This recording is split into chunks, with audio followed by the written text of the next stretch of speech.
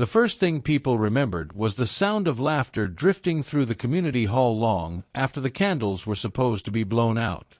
It was a modest birthday party held inside a rented neighborhood events building on the outskirts of a quiet Midwestern town. Nothing extravagant. Folded chairs, paper streamers, a long plastic table weighed down by boxed cake and warm soda bottles. The kind of gathering where neighbors stayed longer than planned because it felt safe to do so. Among the guests was a family that stood out, not because they were loud or dramatic, but because they looked complete. A white father in his early 30s, calm and attentive. A black mother with a warm, steady presence. And their 4-year-old twin sons, identical down to their matching sneakers and clipped haircuts, darting between chairs like echoes of each other. They had arrived smiling. By the end of the night, they were gone. And no one could explain how. Before we go into today's unsettling story, please make sure you support the channel, like this video, leave a comment, subscribe, and turn on the notification bell, so you never miss another true crime story just like this one. The party had been thrown for a co-worker's child, someone loosely connected to nearly everyone in the room. Roughly 40 guests came and went over the course of the evening. Children ran freely between the hall and the small parking lot outside. Parents chatted. Music played low enough not to overpower conversation. At some point, just before the cake was cut, the twins complained that the candles had gone missing. The father laughed it off at first, but the mother insisted they'd brought extra candles in the car. Several guests later told investigators they saw the family stand up together. The father took one twin by the hand. The mother carried a small gift bag and held the other boy close. Someone asked if they needed help. The father waved it off, smiling, and said they'd be right back. They headed toward the rear exit of the building, the one closest to the parking lot. That was the last confirmed sighting. When the cake was finally brought out and the candles were lit using spares, someone noticed the family hadn't returned. At first, no one was alarmed. Parents step out all the time. Kids get restless. Cars need checking. But 20 minutes passed. Then 30. The music ended. Chairs scraped the floor as people stood and looked around. A guest stepped outside to check the lot. The family's car was still there. Unlocked. Empty. Inside the hall, the mood shifted from confusion to unease. Someone called the father's name. Another guest walked behind the building, toward a narrow service corridor that ran past a locked storage area and an old maintenance shed that hadn't been used in years. There was nothing there. No signs of a struggle. No dropped shoes. No noise. Just gravel, shadows, and silence. Police were called just after 9:40 p.m. Officers arrived expecting a misunderstanding. Maybe the family had left with friends. Maybe the twins were hiding somewhere. But the more questions they asked, the stranger it became. No one had seen the family leave in a vehicle. No one had seen them return inside. And no one remembered hearing the car start. Search dogs were brought in before midnight. The dogs traced a scent from the rear exit toward the maintenance shed, and then stopped abruptly, as if the trail had simply ended. Investigators searched the shed thoroughly. It was cluttered with broken tools, old paint cans, and rotting wood. Nothing appeared disturbed. No footprints stood out. The ground behind it sloped toward a wooded area, but there were no tracks leading away. It was as if the family had walked into the darkness and dissolved. The disappearance dominated local news for weeks. Flyers with the twins' identical faces were taped to gas pumps and grocery store doors. The mother's smile stared back from missing person posters. The father's description was read aloud on radio stations every hour. Authorities explored every possibility. A voluntary disappearance made no sense. The family had jobs, relatives, plans for the future. There were no financial red flags, no packed bags, no withdrawals. An accident. Search teams scoured nearby woods, drainage areas, and abandoned structures. Nothing. An abduction. Then where were the witnesses? 40 people had been nearby. No screams. No struggle. No suspicious vehicle reported. As weeks turned into months, the case grew cold, but the questions didn't. One detail continued to trouble investigators: the building itself. The community hall had been standing for decades. Renovated in pieces. Expanded, patched, repurposed. Its blueprints were incomplete. Some areas had been sealed off over the years, others forgotten entirely. Investigators searched it multiple times, focusing on obvious spaces, storage rooms, crawl areas that were accessible, ceiling panels. Everything came up clean. After a year, the case was quietly downgraded.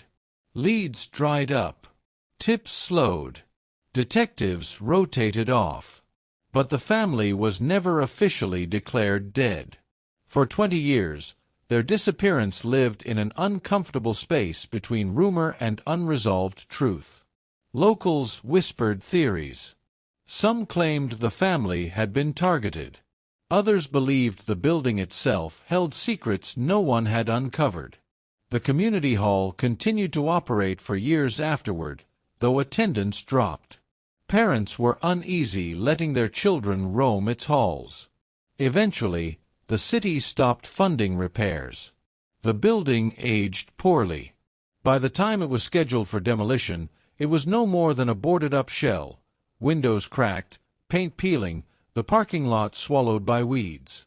In the fall, a private wrecking crew was hired to tear it down. They started early one morning, machinery chewing through outer walls and old flooring. Dust filled the air. Rotting wood collapsed in layers that hadn't been touched in decades. Then one of the workers noticed something wrong. Beneath a section of flooring near the rear of the building, the machinery exposed a narrow gap that shouldn't have been there. Not wiring. Not plumbing. A hollow space. The crew shut down operations immediately. Using hand tools, they removed planks carefully. What they uncovered was not listed on any known plans. A concealed crawl space. It was sealed deliberately. Reinforced. Hidden beneath layers of flooring added long after the building was first constructed. Inside were items that didn't belong there. Fabric fragments. Small shoes. And the unmistakable shape of something far worse. The police were called again. And as investigators stood over the opening, staring into the dark cavity beneath the floor, one truth became painfully clear. The family hadn't vanished into thin air. They had never left the building. And whatever happened to them had been hidden in plain sight for 2 decades. The opening beneath the floorboards was barely wide enough for an adult to crawl through. Investigators knelt around it as crime scene lights flooded the gutted interior of the abandoned hall. The air that drifted up from the space below was stale and metallic, carrying the unmistakable scent of long-sealed decay. One officer instinctively covered his mouth. Another stepped back, shaking his head before a single word was spoken. What lay beneath the building was not an accident. It was a chamber. The crawl space ran deeper than anyone expected, extending several feet beneath the rear half of the structure. The walls were reinforced with old plywood panels, some newer than others, fastened carefully into place. This wasn't a forgotten gap left behind during construction. It had been modified, hidden, intentionally sealed. Inside, forensic teams discovered 4 distinct sets of remains. 2 adults, 2 children. The remains were badly deteriorated, but enough remained to tell a story that chilled even the most seasoned investigators. The children's bones were small, their clothing fragments still clinging to them, tiny sneakers, matching in size and style. The adults were positioned close, almost protectively, as though their final moments were spent shielding the boys. Blue fabric fibers were collected near one adult skeleton. On another, a partial wrist bone showed faint grooves, marks consistent with restraints. By the end of the first day, officials knew what they were looking at. The missing family, gone for 20 years, hidden beneath the floor of the same building where they were last seen alive. The town erupted with disbelief. News crews descended overnight. Residents gathered at the police perimeter, staring at the building. Many of them had attended weddings, meetings, and children's parties inside. Parents clutched their kids tighter. Former guests replayed that birthday party in their minds, wondering how something so horrific could have unfolded just a few feet away. A forensic anthropologist was brought in to determine what could still be learned from remains that had spent 2 decades underground. The findings were grim. All 4 victims had suffered fatal blunt force trauma to the head. The injuries suggested repeated strikes, delivered with force and intent. There was no evidence of gunshot wounds. No sharp force injuries. This had been close. Personal. The adults showed signs of restraint. Ligature impressions on wrists and ankles indicated they had been bound for some period of time. The children's remains revealed something worse: defensive injuries. Fractures consistent with raised arms. Small bones broken in a way that suggested fear, not accident. One detail stood out. Based on stomach contents and mineral residue, experts concluded the family had eaten a short time before death. Likely cake. Sugary frosting. Party food. They hadn't been killed immediately after disappearing. They were held somewhere. Alive. 4 hours. That realization shifted the investigation entirely. Detectives went back to old evidence, combing through reports that had long gathered dust. They re-interviewed witnesses from the birthday party, many now older, some reluctant to revisit memories they'd buried. One former guest remembered something that had seemed insignificant at the time. A man near the rear of the building earlier that evening. He hadn't been part of the party. He wore work clothes. Another recalled hearing faint banging noises during the event, dismissed as renovations or heating issues. At the time, the building had been undergoing minor repairs, flooring updates, storage cleanouts.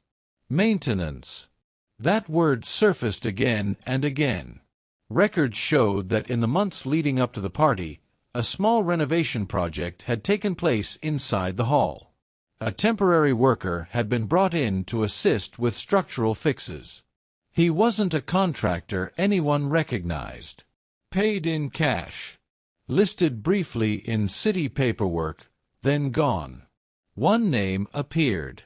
A man in his late 20s at the time. No criminal record then. Related to someone with influence over the building's operations. When detectives tracked him down, he no longer lived in the state. He claimed he barely remembered the job. Said he was never alone in the building. Said he left town shortly after the project ended. But another witness contradicted him. A former janitorial worker came forward after seeing the news coverage. 4 years, he'd stayed silent out of fear and guilt. He told investigators he'd seen that same man inside the building days before the party, measuring the floor near the rear exit. At the time, it seemed normal. After the discovery beneath the floor, it felt calculated. The janitor also remembered something else. The night of the party, he saw the man near the maintenance shed, pacing, watching families enter. When their eyes met, the man's expression wasn't friendly. It was warning. The janitor said he was later approached and told to forget what he'd seen. He did. For 20 years. Investigators now believed the crawlspace had been expanded shortly before the party. Reinforced. Hidden beneath fresh flooring installed weeks earlier. A trap that blended seamlessly into the building. But there was still a missing piece. Where had the family been held? Evidence suggested they were alive for several hours after leaving the party. The crawlspace was too small, too cramped, too suffocating for that length of time. Someone had kept them somewhere else first. A new lead emerged from an unexpected source. A retired nurse contacted police after recognizing a detail from the forensic report. She recalled seeing a man matching the suspect's description on the night of the disappearance, struggling with what looked like a rolled carpet or heavy bundle near an abandoned commercial building not far from the community hall. At the time, she thought it was renovation debris. That building had once been owned by the same family connected to the hall's operations. Investigators searched it. Though most of the interior had been stripped over the years, fibers recovered from cracks in the concrete matched those found on the victim's clothing. Industrial carpeting. Rare. No longer manufactured. It suggested the family had been taken there first. Bound. Held. Then returned to the hall after hours, when no one was around. Killed. Hidden. Yet despite mounting evidence, no arrests were made. The prime suspect denied everything. Claimed witnesses were mistaken. Claimed memories were unreliable after 2 decades. And then, just as investigators prepared to move forward, they discovered something that suggested he hadn't acted alone. Someone else had helped. Someone whose name had been buried even deeper. And that person was still unaccounted for. The second person appeared in the case like a shadow, never fully visible, but impossible to ignore. As detectives dug deeper into renovation records from the mid-1990s, they noticed inconsistencies that hadn't stood out before. Hours logged that didn't match work completed. Materials signed out without corresponding invoices. A temporary badge issued twice under different spellings. Small errors, easily overlooked at the time, now formed a pattern. Someone else had access to the building. Someone else knew its blind spots. Investigators theorized that the crawlspace could not have been built, reinforced, and concealed by one person alone. The materials were heavy. The work precise. The timeline tight. And most importantly, someone had to help keep watch. When the family walked toward the rear exit that night, the building was still full of people. Music played. Children laughed. If something had gone wrong immediately, someone would have heard it. Which meant the moment of capture had to be silent. Controlled. Planned. The theory that emerged was chilling. One person lured the family toward the maintenance corridor under a harmless pretext: help with the candles, access to storage, a shortcut to the parking lot. Another waited out of sight. Together, they overpowered the adults quickly, before the children could scream. From there, the family was moved off-site. The abandoned commercial building discovered earlier fit the timeline perfectly. It was close enough to transport the victims without attracting attention, yet secluded enough to hide them for hours. Evidence suggested restraints were applied there.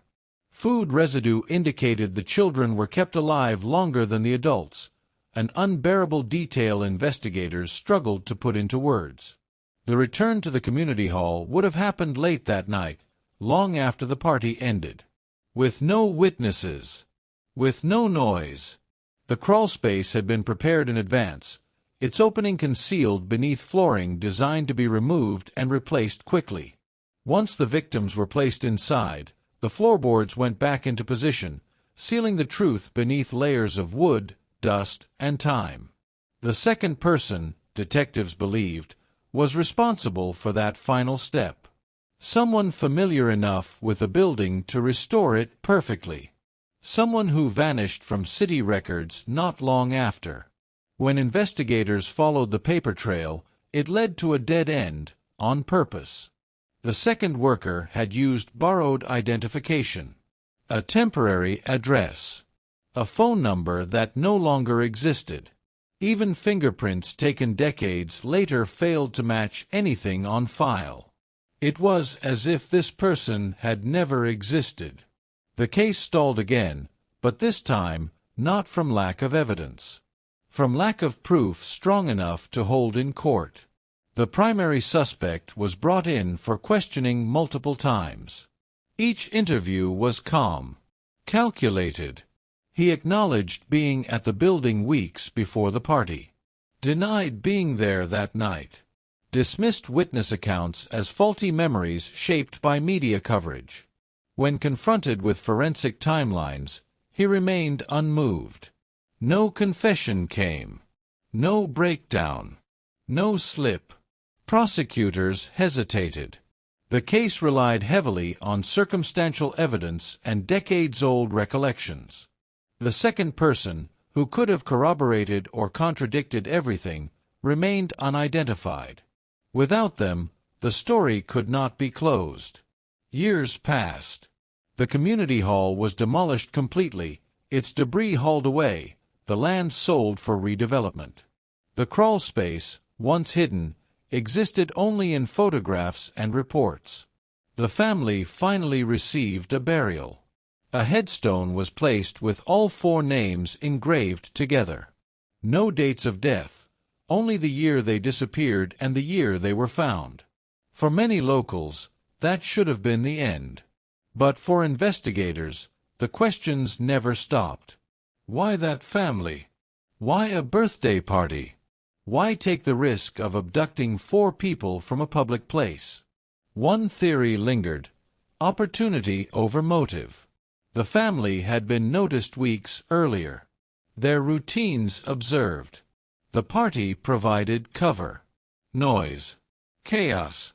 An excuse for movement. Another theory suggested something darker, that the act wasn't about the family at all, but about control. About testing whether something so bold could be done and hidden. If that was true, then the most disturbing question remained unanswered. Had it happened before?